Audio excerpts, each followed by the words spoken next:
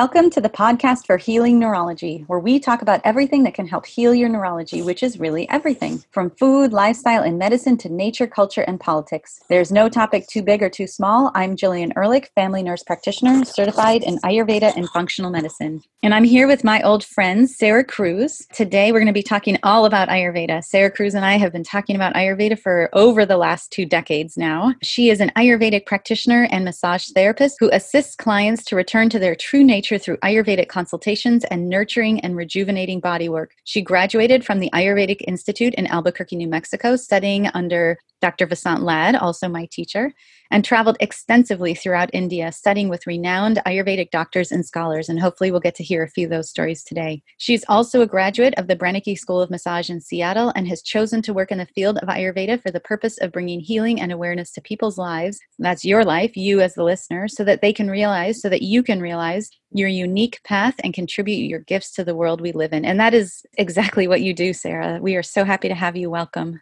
Oh, thank you so much, Jillian. I'm very happy to be here talking more about Ayurveda with you and sharing so much with your listeners today. For those who have never heard the word Ayurveda before, what is Ayurveda? Ayurveda is the medical system from India that's said to be over 5,000 years old. And the word Ayurveda itself means the science of life, the science of how to live life in balance. And the word Ayu or Ayus means life, and the word Veda means wisdom. So we gain the wisdom of how to live a life in balance through Ayurveda. If Ayurveda is really about life, what does that have to do with medicine or healthcare or our medical system? Yeah, so Ayurveda brings so much to actual health. It teaches us to take charge of our own health, our own bodies, to know about ourselves in this unique way as unique individuals and make day-to-day choices that enhance the quality of our health. And so Ayurveda takes the wisdom from ancient times and brings it into our modern life. And so, as we know, modern life is just full of distractions and so much happening. And it takes a lot more effort to remain healthy in this modern day, right? Yes. And so Ayurveda shows us how to keep it very simple. It's actually quite simple to retrain ourselves, how to reprogram ourselves toward health and healing, with just foundational principles from Ayurveda. So how do we know if we're healthy? Is there a definition of health in Ayurveda? The short answer to that, the definition that I love to go to, is this Sanskrit word that is called swastha, to be established within yourself, to be fully established, be centered, be in alignment, and be in balance within yourself and the world around us. So basically that's harmony with the senses, the mind, the organs, the tissues, and nature is what I understand to be the definition of health. I often think about it, also that same definition that's written in those ancient texts, but I've never thought of it as harmony with all those components. And that's a really beautiful way to say that. How do we know if we're healthy? The way that I see it, after working with clients all these years, I've seen that people have the experience of feeling healthy when they wake up feeling fresh in the morning and excited about their day, enthusiastic about what's coming today, tomorrow, next week. We're free from pain and suffering in the body. Of course, this life is full of suffering at different stages in different ways, but if we can live a life without suffering in a deep way on a daily basis, then I would say that's healthy. And also our state of mind, that we feel a lightness of being, a lightness of mind, free from the burdens of stress. Of course, again, there's going to be stresses in life, but that they're not causing us to stay up at night and lose sleep. So yeah, health and feeling healthy, I think, is really, it takes a lot of effort in some ways, but the more we put these practices in place, the more easy it becomes, and then the more harmonious everything unfolds. I think what I'm hearing you say is there's a difference between pain and suffering, that we can experience discomfort in our body, but we don't need to suffer necessarily within that. Yeah, what I've learned from so many wise teachers over the years is there is that distinction between pain and suffering, that pain is part of life. Everybody experiences pain to some degree or another, but suffering is a whole other game, right? It's how our approach is with our mind toward our pain or our experience in life. That determines how much we suffer. Our attachment to our title or our disease or our illness can determine how much we suffer. I think it's very relative, and it's a work in progress, that relationship with our pain and suffering. But there's a lot we can do to kind of step back from suffering and move toward freedom around our health. What are some of the main foundations that Ayurveda recommends for doing this? Ayurveda is always coming back to daily routine in terms of, it's called dinacharya, your self-care daily routine. And one thing that I recommend to all my clients is to maintain a regular routine around waking time, bedtime, and meal times. And so bedtime is a really important foundation of health. And there have been studies that show that regular bedtime, especially getting the 4 most important hours of sleep between 10 p.m. and 2 a.m., help to restore the endocrine glands in the brain and the overall neurological health. And so if we're missing those hours of 10 to 2, then it can impact our health in a negative way over time. So of course, life happens. We stay up late sometimes. That's fine. But I just wanted to bring in the importance of those regular sleep hours. And so getting to bed at the same time every night can reset your brain chemistry. And then waking up in the morning, give or take an hour, is also important for how we feel throughout the day and our energy levels throughout the day. And then another side of it is regular meal times. And Ayurveda is a big proponent of eating at regular times. And so the idea is to give guidelines, not for everything to be rigid, like you must eat at 7 for breakfast and noon for lunch and 5 for dinner. We're not trying to create things in a rigid way, but to give parameters and guidelines for optimal health. And so if we're eating our meals within an hour of each other every day, then the next day the body knows when to secrete certain digestive enzymes and hydrochloric acid. It starts to really look forward, like that true sense of hunger comes in or can be restored. A lot of my clients are dealing with digestive issues or just not feeling hungry, or sometimes they're hungry and sometimes they're not. And the first place I always start with them is to establish a regular routine around meal times. Then the body, that intelligence gets restored, and then they're naturally feeling hungry, naturally more energetic, and just have a better experience of their health.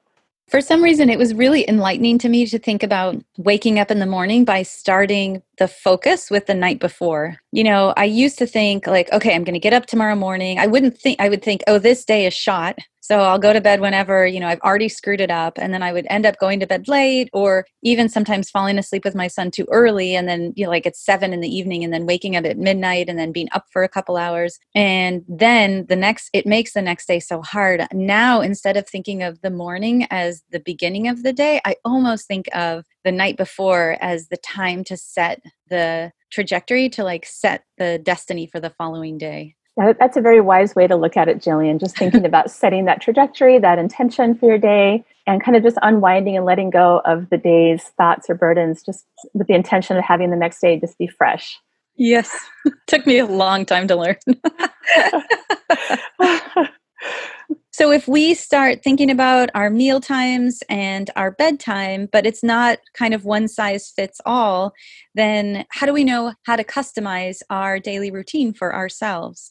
So there are a number of factors that we look at with that in terms of customizing our daily routine. One of them is we just have to be practical with our daily schedule around our work. We need to look at when we start work or when our break is, when we get off work. We just have to be practical. So that's one thing that I tell clients, to include that bit. Another is looking at who we are as unique individuals. And in Ayurveda, we talk about 3 doshas, or your unique Ayurvedic constitution. And through understanding your unique constitution or body type, you can go about making decisions about when to eat, what to favor in terms of food choices, herbal choices, self-care practices. So it all starts to get very interesting and very specific once we learn about our unique constitution, because it's true, not one size fits all with routine, with medicine, with nutrition. Can you tell us a little bit about these doshas? Yeah, so there are 3 fundamental types in Ayurveda, and they're coming from the 5 elements. So Ayurveda looks to nature for everything. And the first place we start is looking at the 5 elements. And they are in order of succession: ether, which is the space element, which is the container that holds everything. And then from ether, we go to air, next fire, then water, and then earth. So we are all comprised of 5 elements, no matter who we are. And those 5 elements break down into 3 categories known as doshas, or your unique body type. And you might have heard these words and wondered what they meant. These Sanskrit words, vata, pitta, and kapha, are the 3 primary doshas. And vata is comprised of ether or space element and air. And so vata is the energy of communication and movement. We all have vata within our bodies in different proportions. Vata is responsible for all the neurological impulses, our thoughts, our movements, our desire to move in the world. And vata is made up of certain attributes that define it. And I'll give a few examples of those. So a few of the key qualities that make up vata are dry, light, cold, and mobile. So for example, if a person is primarily vata, they might struggle with those qualities in different ways. They might tend to get cold easily. They might tend to feel light or ungrounded. And then dryness is a factor for vata individuals. They can have dry skin or constipation or dry cracking joints. The other one is mobile. Oftentimes the vata individual has a lot of thoughts. The mind is going, a lot of creative ideas, a lot of enthusiasm. The body likes to move. Vata individuals like to go for a jog or a walk or keep going in different directions. And so the way that we balance vata or balance any of these doshas actually is to look at the opposite quality. And there's a philosophy in Ayurveda, like increases like, and opposite quality balances. So if a person is noticing they're having some vata imbalances, they feel cold, they feel dry, they feel ungrounded, we bring in something opposite of cold, which would be, warm water, hot tea, or instead of that cold salad for lunch, maybe a cup of hot soup. Or if they're feeling dry, then we're going to look at maybe bringing more oils into the diet, fats and oils internally, and then oil topically, massaging the body with oil. And then mobile, if they're feeling mobile or ungrounded, then we're going to bring that quality of stable, bringing stability into their day. And so that's an important piece of just instantly calming the vata doshas. So really, if a person has a whole host of vata imbalances going on, making a couple of small shifts can dial down the whole experience. For example, if a person's having dry skin, insomnia, gas, and bloating, for example, if they just start massaging their body with warm oil on a regular basis, this can, in some ways, pacify all of those things because we're getting to the heart of the problem. And also another factor to think about with vata is that vata gets expressed more in fall time. So right now, this is late August, we're still in pitta or fire season, but coming into vata season here in another few weeks. We're about to make that transition. So those of you who know that you tend toward vata characteristics can start to prepare for the vata season by thinking about switching from colder foods to warmer foods and herbal teas and spices and oils in the body and more regular routine and prioritizing rest and sleep. And so these are ways that we can make a real difference with vata. So that's a very short summary. It's the Vata 101. It is. Oftentimes, people will have what's called a dual doshic tendency. They may have vata characteristics, but also very much have pitta characteristics or kapha characteristics. The second dosha we'll look at today is pitta, which is made up of the elements fire and water. And again, everybody has different amounts of pitta in their constitution. Some have more than others. And pitta is the energy of transformation and digestion. So pitta is responsible for all digestive processes and transforming food into our body, transforming life experience through our senses into who we are. So all transformation takes place because of pitta. And pitta, some of the primary qualities are oily, sharp, hot, and mobile. Also, there are more than that, but those are the primary. So a pitta person, if they go on eating a lot of fried food, they might get loose stools or feel agitated in their gut. So pitta, although oil is good, not too much oil internally typically for pitta. And they can have oily skin or oily hair can present for the pitta individual. Sharp is an interesting quality that pittas possess. In Ayurveda, we call it tikshna, which I really like the sound and feel of that word. Tikshna really embodies what sharp quality is. So pittas tend to have a sharp mind. They're the intellects in our society, the leaders, the teachers. They're always on a quest to learn more. So they have that sharp intellect. They can also have a sharp tongue and be prone toward conflict or debate or confrontation in different ways. So that's something for them to keep in check. And then another quality of pitta is hot. So pitta individuals tend to get overheated pretty easily. They can break a sweat easily. They don't like to be in direct sunlight for too long. Oftentimes their skin and their eyes are sensitive to light. And so we bring in the cool quality to balance pitta. Then the other quality I wanted to mention is mobile. And we talked about mobile quality with vata. So Vata's mobile tends to be all over the place, going in lots of exciting directions. And Pitta's mobile tends to be more goal-oriented, going from point A to point B in a very focused way. So they're more pointed in their mobile action. And so the way we bring balance to Pitta, I like to sum it up with just a few words with Pitta, is what I've learned, especially through yoga practice. I've learned this through studying Pitta through yoga, but also in life, is to balance effort with surrender. Oftentimes the Pitta individual likes to push the edge, like go a little bit, even 3 steps beyond the edge, because there tends to be competition within oneself or a sense of perfectionism. And so while it's worthwhile to move toward our goals, it's also important to take a breath, pause, and back off a little and rest and re-examine. So yes, moving forward, pausing, stepping back, and surrendering. So this is always a good place for Pitta to come back to, is surrender. And so basically for Pittas, being outside in nature, walking barefoot on grass, being in the forest, swimming in cool bodies of water, not going for 5-star dinners in terms of, 5-star Thai food. It's delicious, but it can aggravate the already hot Pitta body type. And so oftentimes we're always trying to bring cool qualities into the food, into the environment, into the lifestyle. Moonbathing. Yes. Yeah. And you and I both have studied with Dr. Ladd, and he just talks so romantically and beautifully about bathing in the moonlight and doing moon salutation under the moon. And yeah, that cooling lunar energy is so healing for Pitta. So true.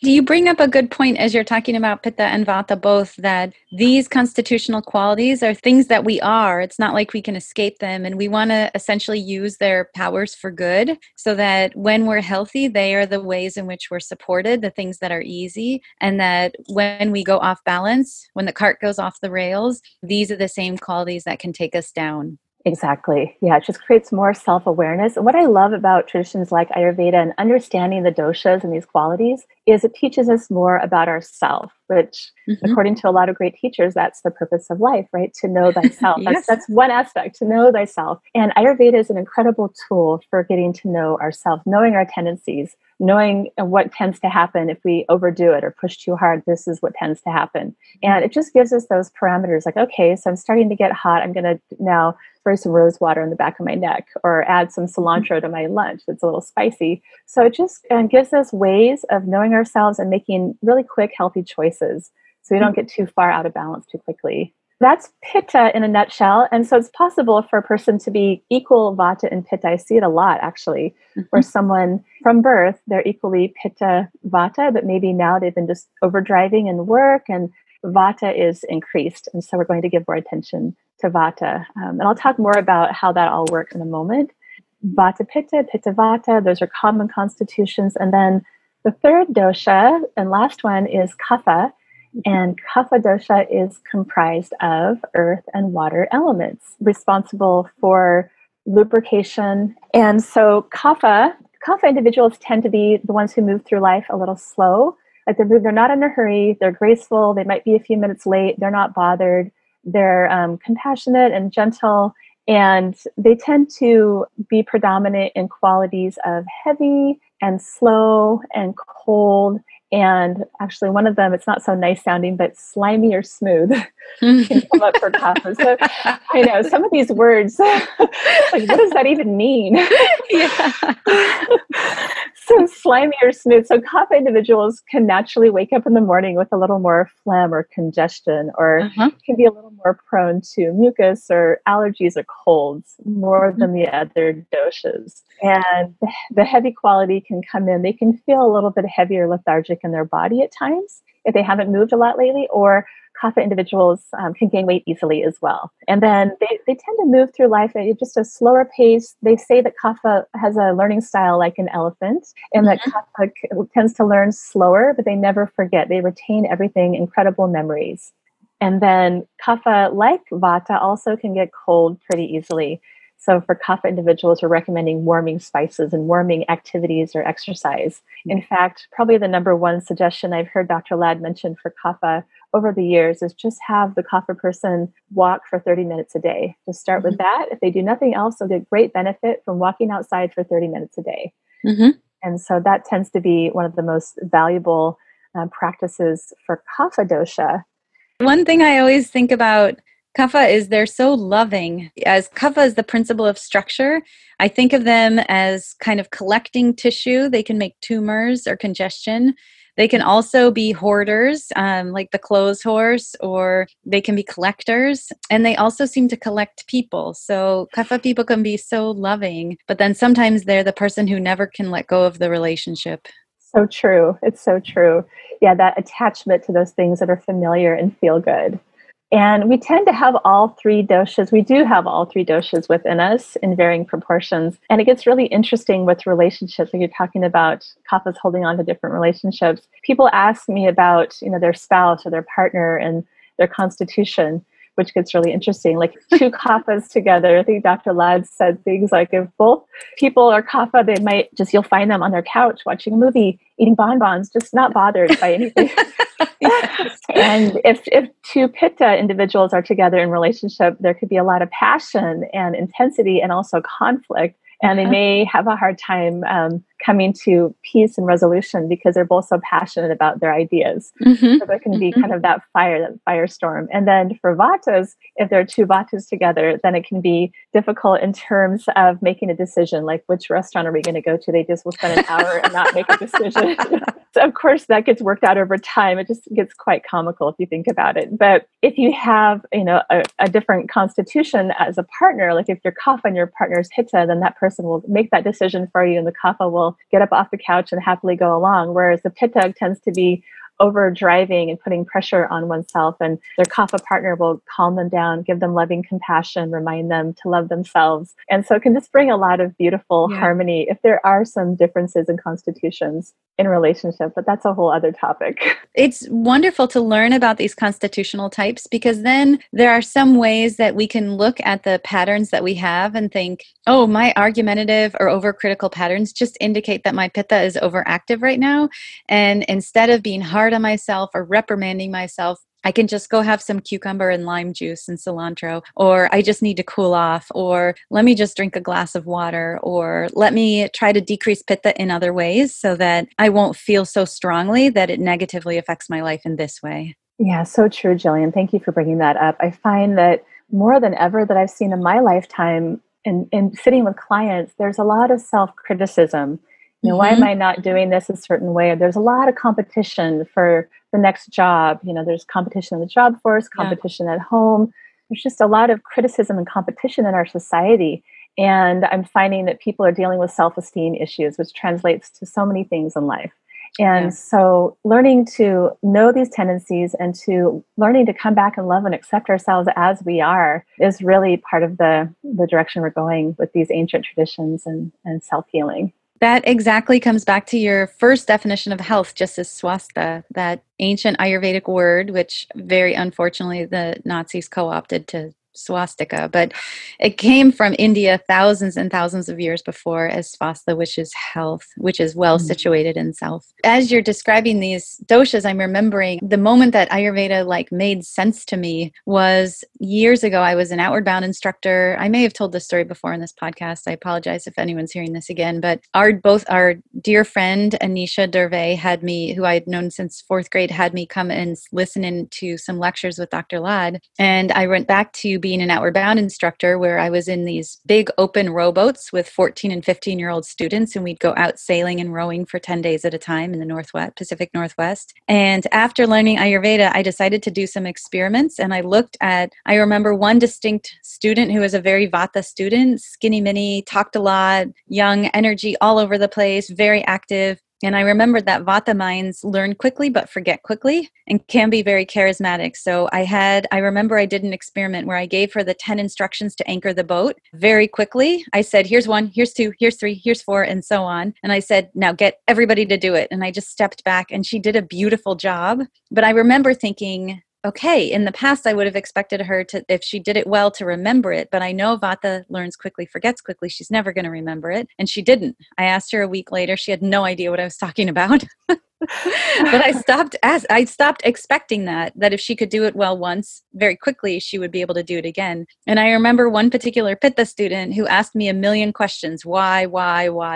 And I remember thinking, this is just your pitta being overactive. And so I just need to match your pitta and be respectful and answer every why question. And then he believed everything I said. And I was able to kind of say, like, this is how we do things here on this boat. And I remember thinking, okay, so that's how you work with pitta. And then I remember one very kapha student who never looked like he was engaged, always looked like he was drifting off or falling asleep. And I spent about 45 minutes with him one day teaching him how to anchor the boat, but didn't have him do it right away. Slow learners like elephants. But a week later, I said, anchor the boat. And I just looked at him and he said, okay, and got up and did it like we had just had the discussion 10 minutes before, and he did it again, a beautiful job. And I remember thinking, oh my God, this stuff really works. Absolutely. That's a great story, Jillian. Yeah, that's really how it is. It was so fun to learn this. And I, again and again, even in our neurology practice with complex chronic disease, simple disease, any scope across the lifespan, any condition that I encounter in medicine that I've encountered in the last 15 years I've been in the medical field, Ayurveda has an answer to it. Even if I can't exactly figure it out in the moment, I know that, over time, Ayurveda has always had an answer. Yeah, because Ayurveda includes all of life, right? Every aspect of our life is included in the picture of who we are and our health, makes up our health. Yeah, and then just to add on to the dosha part, we're talking about vata, pitta, and kapha. I just wanted to share with the listeners that in terms of our constitution, there can be any combination of them. And the most rare combination that I see is one called a tridoshic constitution, where a person at birth has all three, vata, pitta, and kapha, in equal amounts. And so that's possible, but I just wanted to point out that's not the goal, is to have them all three in equal amounts. The goal is to rebalance them according to our initial constitution. I just wanted to point out that there are two aspects of our constitution that we have been taught in Ayurveda, and they're called prakriti and vikruti. And so prakriti is the constitution that you're born with at the time of conception, the time of birth. This is determined, and this rarely, if ever, changes throughout your life. And then the second aspect of our constitution is called vikruti, which is the current state, and that tends to fluctuate a lot throughout life. So, for example, Dr. Ladd has taught us to rate the doshas in terms of 1, 2, or 3. And if a person is born vata 3, pitta 2, kapha 1, but then by age 30, they're vata 4, pitta 2, kapha 1. And then we're going to aim to bring that 4 back to a 3, because that's the initial state. So really, everything we're doing is aiming to restore the current state of imbalance back to the inherent birth constitution dosha ratio. And so this can be done through feeling the pulse. It's called nadi pariksha. In classical Ayurveda, we learn how to analyze the pulse with our 3 fingers on the radial pulse of the hand, and we can listen for different qualities and listen for the constitution. This prakriti and vikruti can be determined this way, as well as different qualities in the organs and tissues. And another way you can be pretty accurate with determining constitution is there are different dosha tests and questionnaire out there online. Different sources have them. And while they don't conclude 100% the constitution, they're pretty close if you're looking at it through the lens of, I'm just going to answer these questions for my tendencies throughout my life and determine my prakriti. So even if you're not able to sit in person with an Ayurvedic practitioner, but you can do one of these quizzes or tests or just read more about the doshas, you can get pretty close to determining it. Can you talk to us about a few of the things that are outside in the world and in our environment that might throw off our prakriti or might influence our prakriti, things like age or season, things like that? Yeah, there's so many things that can throw off our prakriti. For example, if we're living in one part of the world and we move to another part of the world and it's a whole new set of environmental circumstances, that can shift our prakriti quite a bit. Or if we suddenly change jobs and are working the night shift, then that can shake up our whole order in our day. Or there can be a sudden trauma or physical injury or emotional trauma that can have huge impact on our constitution as well. So things can get quickly shaken up, but then there's always that ability to restore and come back to your foundational level of balance. You can always come back to that. I think, Sarah, you are making this sound so understandable, which is so beautiful. And this is so complex. So It's really complex. So if the pitta dominant constitutional person is in their middle years, 16 to 55, that's the pitta time of life. And let's say it's in the middle of the summer season, which is the pitta season, then their pitta might be out of control. But then come fall season, once it cools off and it gets dry and windy and the leaves dry up and blow around, then their vata may be heavily impacted. And so it'll change their experience in their body. And so one of the things that we're always trying to do, as you were talking about with this foundation of the daily routine, is to address and adjust our daily routine to the things that are happening in our environment and in our body. And although we might be vata in our constitution, in our prakriti, our body may be feeling a different season entirely. Our body might be feeling a winter or a spring season of kapha. We might have phlegm and fatigue and heaviness or tumors or blockages or elevated cholesterol. Even if we have a vata or pitta constitution, that's how we can still present with kapha problems.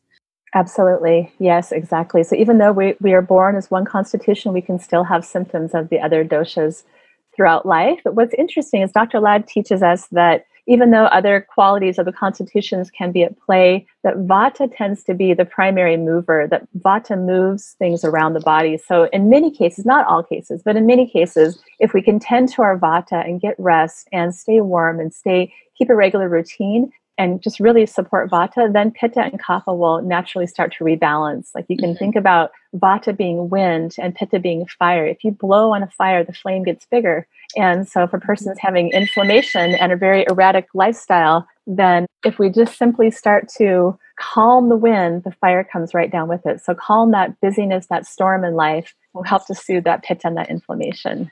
Can we talk a little bit about diet and the influence of food? The reason that this is such a hot topic is because people are always asking, like, which foods should I eat or not eat? But Ayurveda talks so much more almost about timing, as you've already discussed, but also about how to prepare food and the mindfulness around food. Can you talk about Ayurvedic diets?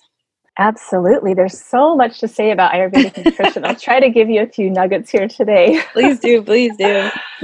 So again, we want to eat according to our constitution, according to our current state of health, our prakriti and our vikriti, and we want to eat according to the seasons. So for example, if a pitta person having a lot of fire is in summer season, they're going to want to follow a pitta pacifying diet, which is going to be foods that are cooling and soothing and balancing for them. And so we really look at foods constitutionally. And I get this a lot. I'm imagining you get it a lot, Jillian. Like, what in the world am I supposed to eat? There's this diet, there's that diet, there's this way of eating. This practitioner's saying eat meat. This practitioner's saying don't eat meat. This practitioner's, anyway, there's just so many different ways of eating in our modern world. Yep. And I always like to come back to what our teacher, Dr. Ladd, shares. I was in class with him one day and somebody in the classroom raised their hand and said, Dr. Ladd, is coffee bad?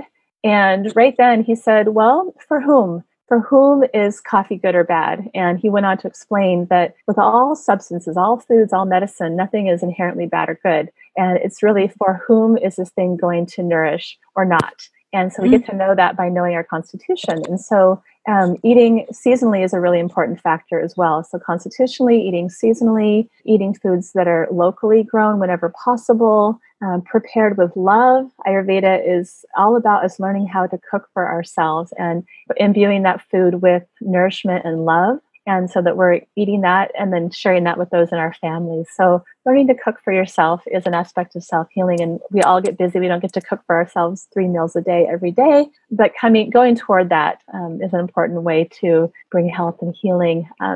One thing that I love in Ayurveda is this concept of Agni, your digestive fire. And this is sort of a foundational piece in Ayurvedic digestion. And I work with a lot of clients with many different digestive disorders, and I find out that the lifestyle is very erratic. They're eating at random times during the day, kind of snacking between meals, not really specifically eating for their constitution. And if we just simplify the eating habit and eat at regular times during the day and listen to our sense of true hunger. Am I hungry? Am I not hungry? Starting to listen to that is very, very important.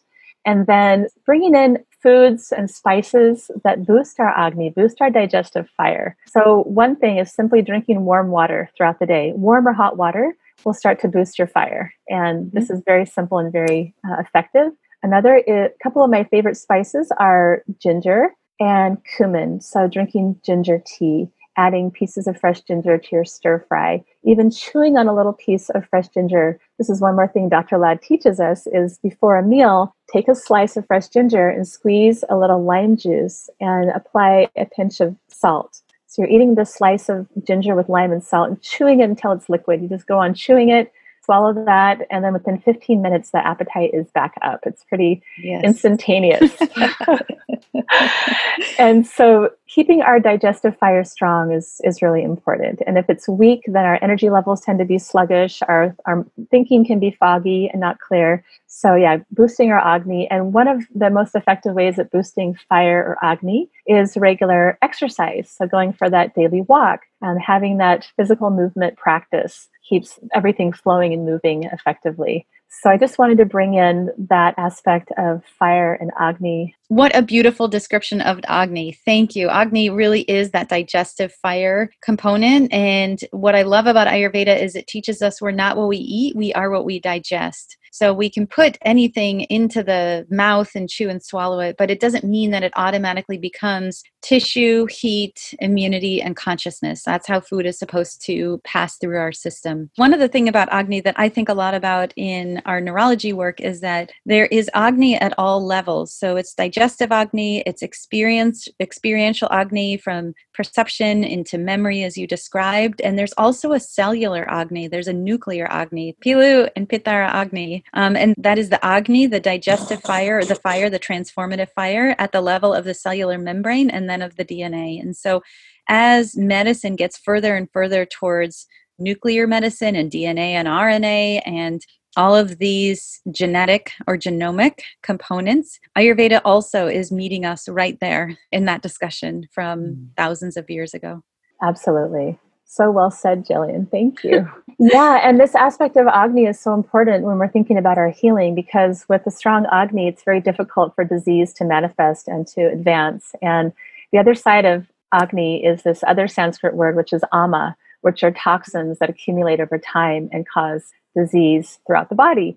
So if we're keeping our digestive fire strong and adding spices to our foods and our teas and exercising regularly and processing our emotions, then we're nourishing our Agni and we're keeping ama or toxins, physical or mental, emotional toxins down at a lower level. So these are just two sort of important pieces of our digestive health that we think about. Absolutely. And ama really is the root of autoimmune disease in Ayurveda. Absolutely. What are some of the ways that we can see ama in our body if we're producing ama? If we're producing ama, it shows up pretty quickly on our tongue. Like when you're brushing your teeth, go ahead and take the opportunity to look in the mirror and see if you have any coating showing up on your tongue. It could be white or yellow or a different color. And typically, if there's thick coating toward the back of the tongue, that means that there's some ama or toxins accumulating in the large intestine. And so we can start to remove that. People will use tongue scrapers in Ayurveda, or drinking warm water, or maybe eating a little lighter the next day. Maybe we indulged the night before, and then the next morning that cheesecake is still showing up on our tongue, as ama. And so maybe we just don't have that for dessert the next night. And so it can present and also disappear pretty quickly. But so it shows up on the tongue. Another way that you know if there's ama in the body is a sense of achiness, like aches and pains that are kind of moving around the body, like just tenderness and achiness oftentimes is associated with the presence of ama. And so there are a lot of different ways that Ayurveda approaches that type of detoxification. Some are very simple and some are very complex. One way is to keep healthy for the things that are coming in, but Ayurveda also has some real pearls about detox. Can you talk to us a little bit about the ranges of like simple to complex detoxification in Ayurveda? Sure. So simple detoxification could be every morning committing to getting up and drinking a glass of warm water, perhaps with a squeeze of lemon or lime juice and a spoon of honey. It depends on your constitution with that, but basically drinking warm water every morning is very detoxifying to kind of flush the body from toxic release the night before. So this is recommended and safe for most people. Another one is to prevent toxins from accumulating in the first place. And so Ayurveda talks about favoring the main meals, not snacking as much between meals unless you're putting out a lot more energy. So really favoring the main meals. Excess snacking can lead to more toxins or ama, and that's a whole other topic. We'll get into that another time, but focusing on the main meals. And then One more is an Ayurvedic herbal remedy called triphala. And triphala is literally 3 dried fruits. Tri-phala means 3 fruits, one for vata, one for pitta, one for kapha. And you can take it in powder or capsule form or even tincture form, oftentimes before bed or first thing in the morning. And this helps to clear ama from the tongue, from the intestines, and strengthens the overall gut biome. It strengthens while cleansing. So it cleanses, but it's not going to strip, which is why I love it. It's not a habitual kind of laxative. While it can soften the stools, it's also nourishing and strengthening the body and the liver and the skin. So I'm a big fan of triphala. It's also very high in vitamin C, which, as we know, has so many benefits. Yeah. So those are some simple kind of daily cleansing techniques. Another one is called Panchakarma, which is an Ayurvedic 5 to 21 day cleansing program that's been happening in India for so many years. And we've been practicing Panchakarma in the West more recently. And Panchakarma aims to cleanse and detoxify the body and then immediately restore and rejuvenate the body, which is why I love it. A lot of modern cleanses are effective at detoxifying the liver and the colon, but then there's no real rejuvenation program to come in and restore. And I find that cleansing is really effective once rejuvenation is happening too. So this is more involved and it's not for everybody. And so kind of like a warm up to Panchakarma would be to take one day and do like a 1 day type of detox, which is eating khichdi, which is lentils and rice. It's a kind of traditional Ayurvedic meal. Like just having khichdi for 1 day, breakfast, lunch, and dinner, you're just having khichdi, drinking herbal teas, and then taking triphala at night. That could be like a 1 day kind of simplified detox just to give the gut a break from richer foods. Some people will do this for 3 to 5 days, just eating simple foods and veggies and teas, taking a few herbs and triphala, just to lighten their gut. And then it goes all the way up to 21 days. In classical Ayurveda, 21 days is recommended for chronic disease, but even 5 to 7 days is very effective at getting to the root cause of imbalance and starting to draw the toxins out from the deep tissues. And also, Panchakarma creates a beautiful space for being with oneself in a very deep way and starting to withdraw the senses and the mind internally to witness and to process perhaps the origin of the disease and starting to unwind that stuff too. So it's a whole mind-body consciousness type of reset. And oftentimes it's done at the junction of seasons. Panchakarma is something that would be recommended for people who can tolerate it to be done routinely, and then perhaps more frequent if you're having deep disease that is amenable to the process of Panchakarma. Exactly. Yeah. So some people they have the strength to go through a more vigorous cleansing protocol. And for others, maybe the deeper cleansing actions aren't indicated, but more the nurturing and rejuvenative treatments are. So again, it comes down to for whom and what kind of program for each person. Not everybody is up for 21 days of rigorous cleansing.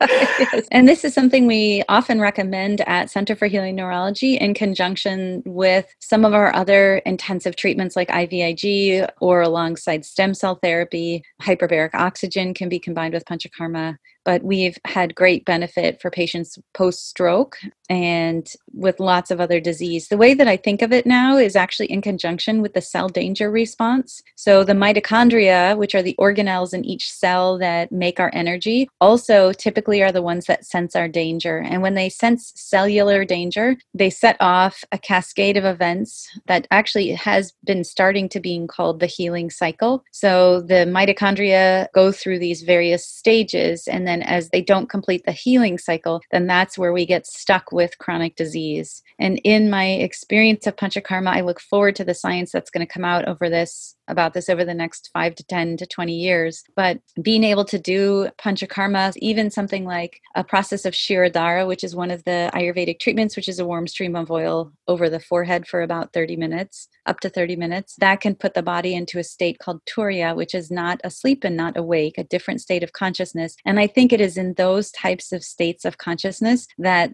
the healing cycle, the cell danger cycle can actually resolve. And so I'm really excited about the research that hopefully will get started ASAP. So true, Jillian. Thanks for sharing about that. Yeah, Shirodhara is a lesser known treatment, but it's not just for the body. It really has an effect on the mind and the emotions and releasing stress from the consciousness. It's really profound. Can you tell us a little bit about some patients or some experiences you've had with patients doing Panchakarma? Yeah, like one kind of common experience that I've seen is around digestion. People will come in and their digestion is just all over the place. And so they'll come in with the intention of having it be a reset for their gut, a reset for their digestive system.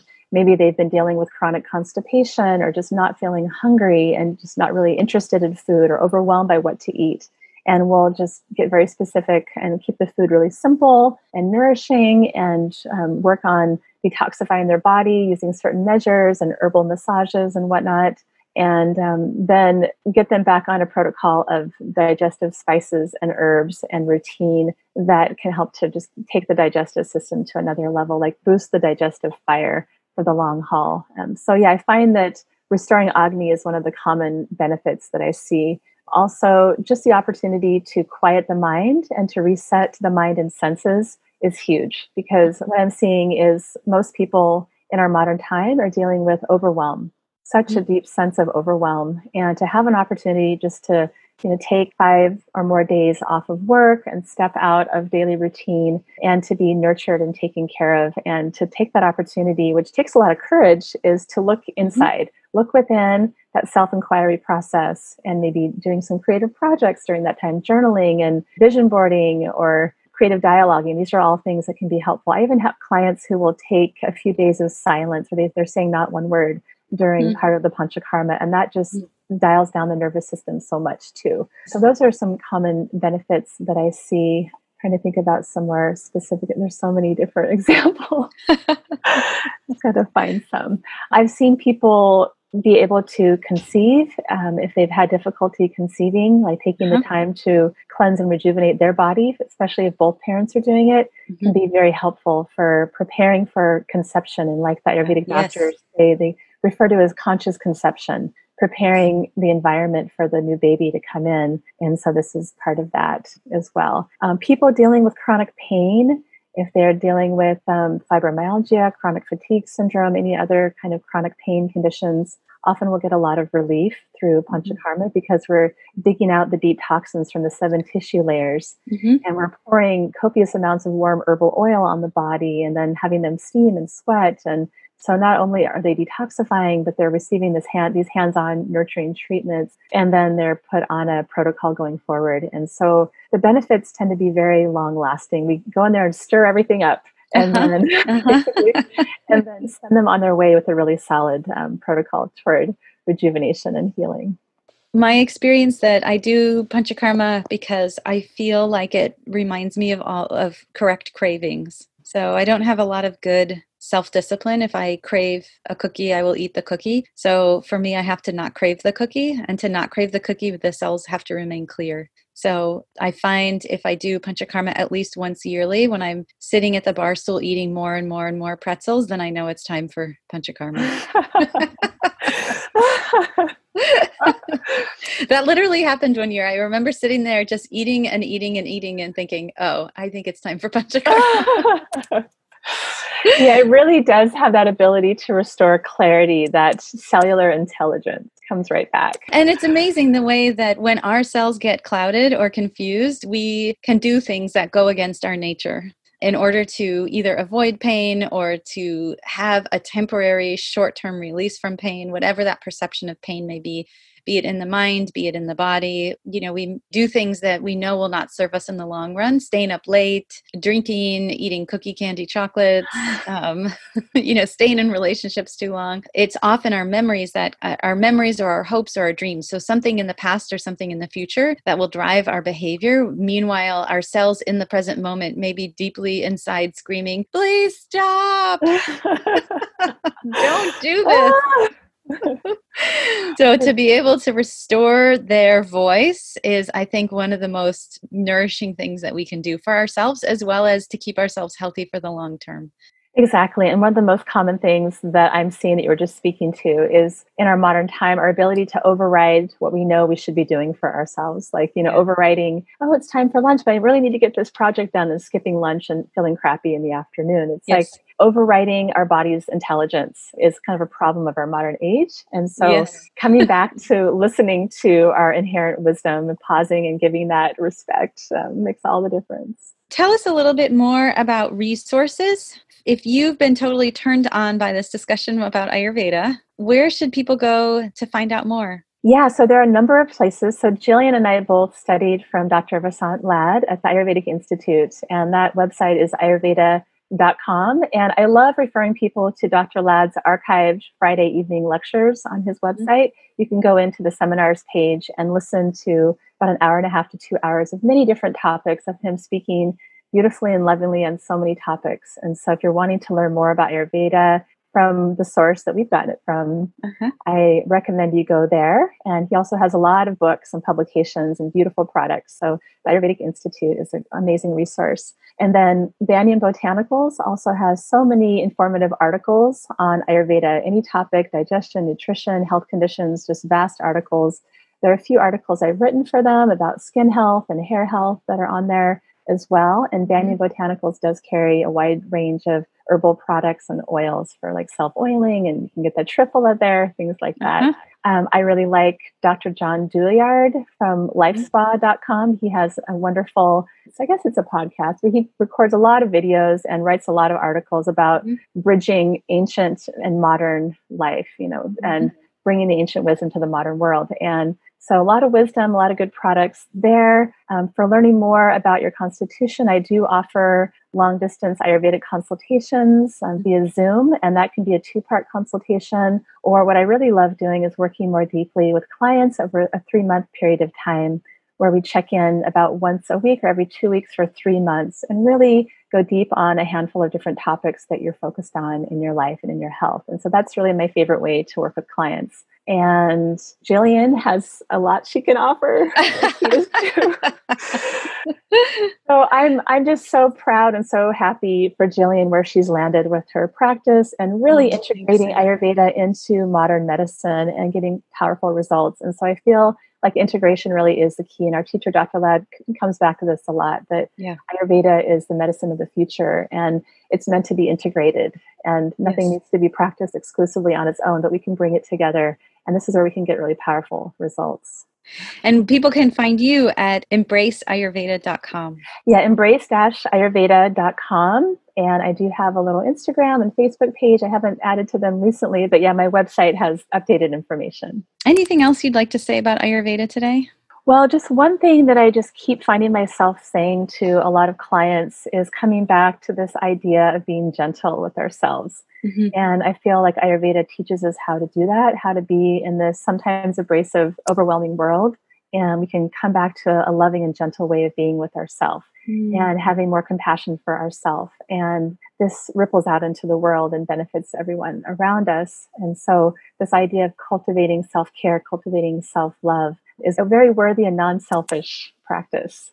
Thank you for listening today with Sarah Kruse, amazing Ayurvedic practitioner and massage therapist. We've got lots of ways to continue this conversation through Facebook, Instagram, and Twitter. You can also get more information from and about Sarah at her website, embrace-ayurveda.com, or about us on our website, centerforhealingneurology.com. Or even better, come see either of us for clinical consultation via video or in person at our Seattle clinic and in video with Sarah. Please be sure to share this show with your friends. We welcome your rating and review wherever you get your podcasts, and feel free to send topic requests to podcast@centerforhealingneurology.com. We love that you've joined us today to discuss how to make our whole world medicine. We rise or fall together, and we are committed to doing what we can to make as many of us as healthy as possible. And this takes all of us, including you. Thank you for listening, and see you next time.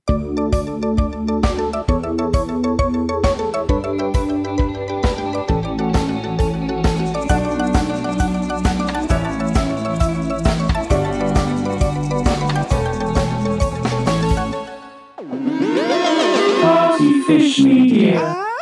Hardyfish Media acknowledges that it operates and records on indigenous Duwamish and Puget Sound Coast Salish land that is still home to the Duwamish tribe. This land is stolen in violation of the Point Elliott Treaty of 1855. We are committed to uplifting the name of these lands and community members from these nations who reside alongside us. For more information on this land, its people, or ways you can help, visit duwamishtribe.org or realrentduwamish.org.